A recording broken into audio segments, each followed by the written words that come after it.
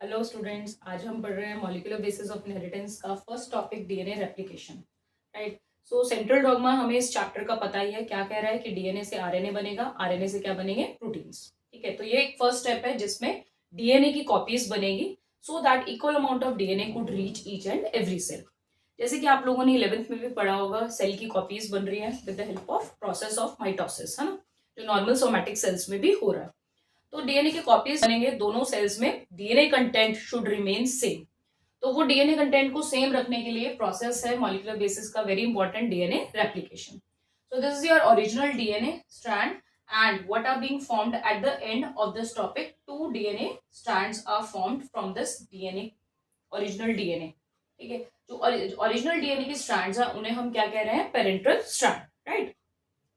Parental strand की आप अगर पोलैरिटी देखेंगे, so that is very important to understand that one strand will always run in direction 5 prime to 3 prime and another will run from 3 prime to 5 prime। जो polarity होगी वो anti parallel होगी, जैसे आप वाटसन क्रिक मॉडल पढ़ेंगे तो उसमें आपने प्रॉपर्टीज पढ़ी होंगी। Right.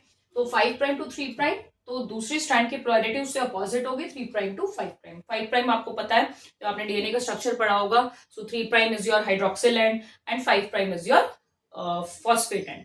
Right, so on the basis of it has been numbered, so 5 prime 3 prime 3 prime and 5 prime. DNA की स्ट्रैंड है, इसकी कॉपीज बननी है।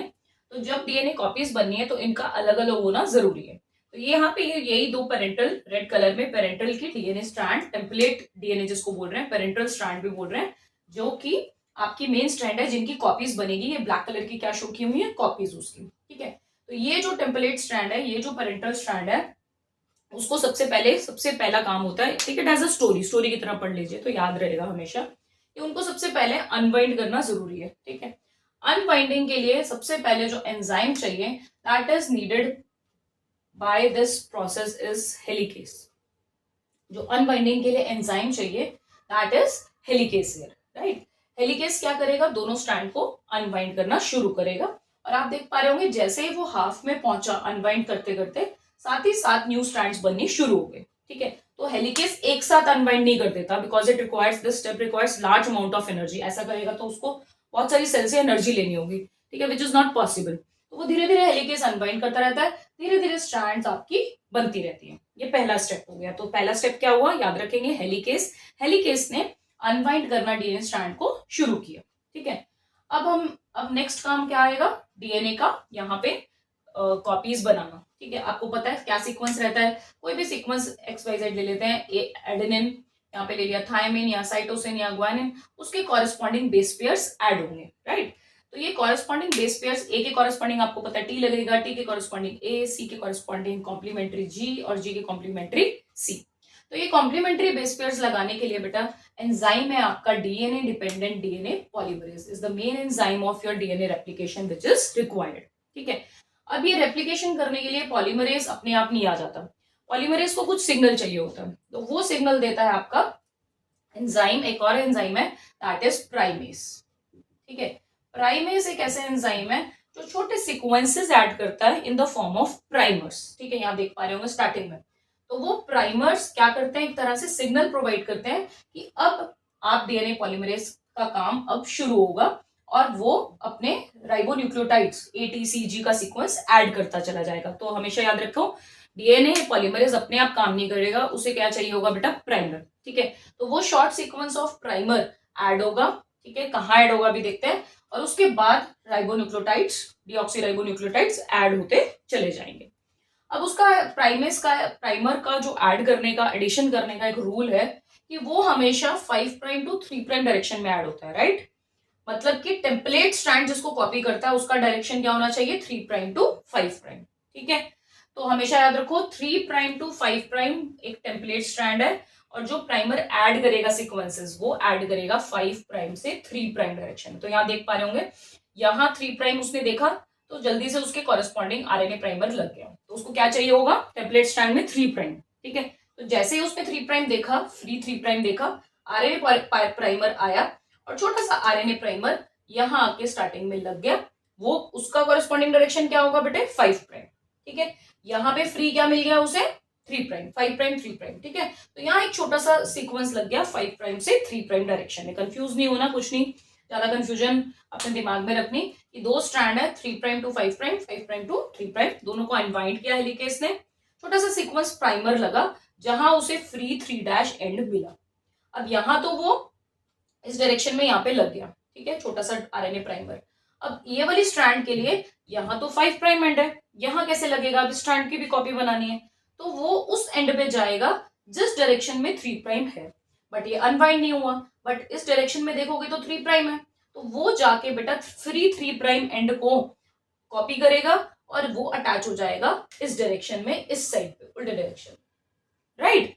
तो उसको 3 प्राइम एंड फ्री एंड चाहिए था, तो जो उसको इस साइड दिख रहा था टुवर्ड दिस साइड, है ना, और वो इस साइड आके लग गया। Is this clear? तो उसे क्या चाहिए, 3 प्राइम एंड, प्राइमर को लगने के लिए क्या चाहिए, 3 प्राइम एंड, और उसने यहाँ पे ढूंढ लिया और अपने आप की डायरेक्शन डिसाइड की, that is 5 prime to 3 prime में वो आके लग गया। अब पॉलीमरेज के पास सिग्नल गया, पॉलीमरेज ने क्या किया, अपने सीक्वेंसेस को, राइबोन्यूक्लियोटाइड्स को ऐड करना शुरू किया according to the complementary base पे which are found here. ATCG जो भी सीक्वेंस होगा उसके कॉरेस्पॉन्डिंग, उसके कॉम्प्लीमेंट्री यहाँ पे वो सीक्वेंस ऐड करता चला गया, ठीक है। पॉलीमरेज आया, प्राइमर को देखा, प्राइमर आ गया, प्राइमर ने सिग्नल दिया, पॉलीमरेज ने अपने राइबोन्यूक्लियोटाइड्स ऐड करने शुरू कर दिए। अब पॉलीमरेज की डायरेक्शन आपको याद रखनी है, वो हमेशा काम करता है 5 प्राइम टू 3 प्राइम डायरेक्शन में, ठीक है। पॉलीमरेज हमेशा काम करता है 5 प्राइम टू 3 प्राइम डायरेक्शन में, ठीक है, बस इतनी बात याद रखनी है। तो इसलिए वो यहाँ पे जो कॉपी बना रहा है वो तो कॉन्टिन्यूअस में चलती रहती है, क्यों, क्योंकि उसको डायरेक्शन कॉन्टिन्यूटी में फ्री मिलता रहता है, ठीक है। यहाँ पे देखो कॉम्प्लीमेंट्री हेलिकेज उसको फ्री करता जाएगा, स्ट्रैंड्स को ओपन अप करता जाएगा, और वो कॉन्टिन्यूटी में अपना डायरेक्शन पे इसी 5 प्राइम टू 3 प्राइम डायरेक्शन पे चलता जाएगा पॉलीमरेज, ठीक है। तो ये स्ट्रैंड एक कॉन्टिन्यूअस स्ट्रैंड बन रही है, जबकि टेम्पलेट क्या है आपका 3 प्राइम टू 5 प्राइम। उस स्ट्रैंड की जो आपकी कॉम्प्लीमेंट्री बेस पेयर्स ऐड हो रहे हैं, उस स्ट्रैंड की जो कॉपी बन रही है वो एक लीडिंग स्ट्रैंड है, वो एक कॉन्टिन्यूअस सिंथेसिस हो रही है। ये आपके एनसीईआरटी का डायग्राम है, इसी पे बेस्ड क्वेश्चन आते हैं बेटा। तो कॉन्टिन्यूअस क्यों बोला, क्योंकि ये स्ट्रैंड कॉन्टिन्यूअसली आपकी बन रही है, continuously it is the leading strand. But अब अगर हम दूसरे स्ट्रैंड को देखें बेटा, वो उसकी डायरेक्शन 5 प्राइम टू 3 प्राइम है ऑलरेडी, बट यहाँ पे प्राइमर ऐड हुआ है 5 प्राइम टू 3 प्राइम डायरेक्शन में।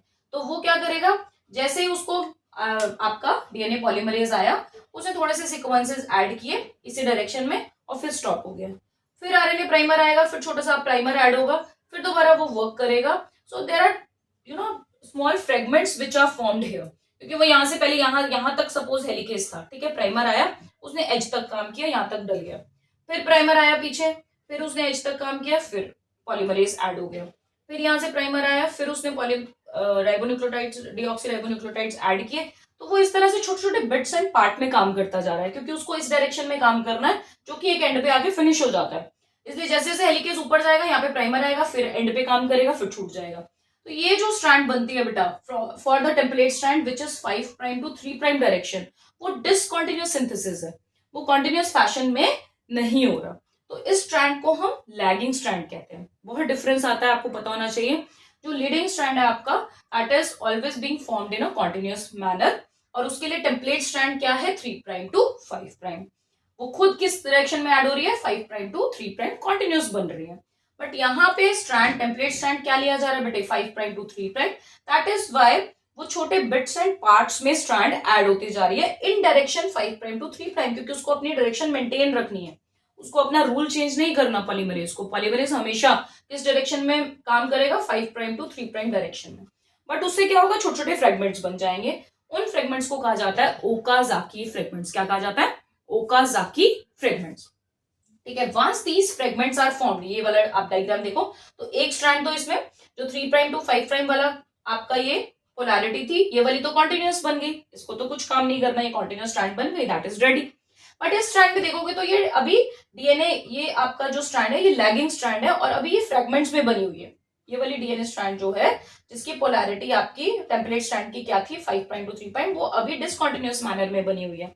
अब इन फ्रेगमेंट्स को जोड़ने के लिए मॉलिक्यूलर बेसिस में, बायोटेक्नोलॉजी में एक एंजाइम आता है डीएनए लाइगेज, जो फेविकॉल का काम करता है, और इन फ्रेगमेंट्स को बेटे जोड़ देगा सबको साथ में, और इनको कन्वर्ट कर देगा एक कॉन्टिन्यूअस फैशन में, राइट। सो ये कॉन्टिन्यूअस मैनर में जैसे ही अरेंज्ड होंगी, जैसे ही लाइगेज आया, लाइगेस एक फेविकॉल की तरह काम करेगा और इन फ्रेगमेंट्स को, बिट्स एंड पार्ट्स को जोड़ देगा आपस में, और आपके पास 2 कॉपीज बन जाएंगी सेम स्ट्रैंड की, ठीक है। We have got 2 copies of the your DNA, right. Is this clear?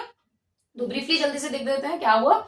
DNA एक स्ट्रैंड है जिसका पोलैरिटी है 5 प्राइम टू 3 प्राइम, उसके अपोजिट जो स्ट्रैंड है उसकी पोलैरिटी रहेगी 3 prime to 5 prime. DNA is a double stranded structure, ठीक है। इन दोनों स्ट्रैंड की कॉपीज बनानी है, so we need 2 copies of the same DNA, right. तो उसकी कॉपी बनाने के लिए पहले से अनबाइंड किया हेलिकेस ने, फिर उसके पास प्राइमर लगा क्योंकि इनिशिएट करना था प्रोसेस को, तो प्राइमर हमेशा लगेगा बेटे 5 प्राइम टू 3 प्राइम डायरेक्शन में। ये वाली डायरेक्शन टेम्पलेट यूज करेगी 3 प्राइम टू 5 प्राइम, मतलब टेम्पलेट जो है 3 प्राइम टू 5 प्राइम उसकी कॉन्टिन्यूस सिंथेसिस होती जाएगी, हमारे पास एक लीडिंग स्ट्रैंड बन जाएगी, उसका डायरेक्शन क्या होगा 5 प्राइम टू 3 प्राइम। जो दूसरी स्ट्रैंड होगी वो क्योंकि उसकी polarity is opposite, right, polarity उसकी उल्टी चल रही है, 5 प्राइम टू 3 प्राइम चल रही है, उसकी पोलैरिटी उल्टी है, तो इसलिए उसका जो सीक्वेंस होगा वो क्या होगा, फ्रेगमेंट्स में बनेगा, ठीक है। क्योंकि पॉलीमरेज को हमेशा काम करता है, वो पॉलीमरेज जो काम करेगा हमेशा किस डायरेक्शन में करेगा, 5 प्राइम टू 3 प्राइम डायरेक्शन में, राइट। तो वो ये जो छोटी छोटी फ्रेगमेंट्स बन जाएंगी, वो लाइगेस एक एंजाइम आएगा जो इन सब फ्रेगमेंट्स को अटैच कर देगा और इनकी कॉपी बना देगा, राइट। इनको अटैच करके एक स्ट्रैंड बना देगा, राइट। इनको अटैच किया और एक स्ट्रैंड में कन्वर्ट कर दिया, so we have got the parent strand and we have got 2 copies of the same strand and the same kind of the sequence, right? I hope this point is clear. DNA replication, फिर भी कोई doubt है तो आप comment section में लिख सकते हैं, I'll explain, I will try to explain that all your doubts, right? तो नेक्स्ट वीडियो में हम पढ़ेंगे रेप्लिकेशन के बाद next process that is transcription, कि अब ये डीएनए तो बन गया है, अब डीएनए से आरएनए की कॉपी कैसे बनेगी, ठीक है। तो तब तक देखते रहिए spark science. For any doubts, you can write your doubt in the comment section. We'll take your doubt. Thank you so much. Take care.